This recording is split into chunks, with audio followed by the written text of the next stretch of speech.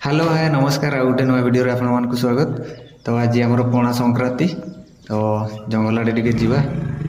ଭାଇ ଗାଡ଼ି ବାହାର କଲେ, ଜଙ୍ଗଲକୁ ଯିବା। ଶାଳ ପତ୍ର ଆଉ ଶାଳ ଫୁଲ ଟିକେ ଆଣିବା। ତ ଫାଇନାଲି ଆମେ ଶାଳ ଜଙ୍ଗଲରେ ପହଞ୍ଚି ଯାଇଛୁ। ଦେଖିପାରୁଥିବେ କେତେ ସୁନ୍ଦର ସୁନ୍ଦର ଶାଳ ପତ୍ର।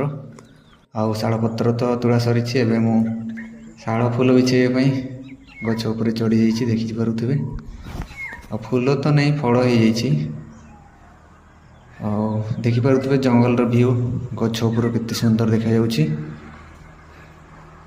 ଦେଖିପାରୁଥିବେ ଚାରିଆଡ଼େ। ତ ଫାଇନାଲି ଶାଳ ଫୁଲ ବିଛେଇ ସାରିଲି, ଏବେ ଯିବା ଘରକୁ। ଏଇଠି ଆମର ପୂଜା ହେଇଛି ବାହାରେ, ମହୁଲ ଆଉ ଆମ୍ବ। ତ ଜଙ୍ଗଲରୁ ଯେଉଁ ଶାଳ ଡାଳ ଆଣିଥିଲି, ଏ ଭିତରେ ପୂଜା ହେଉଛି, ଦେଖିପାରୁଥିବେ।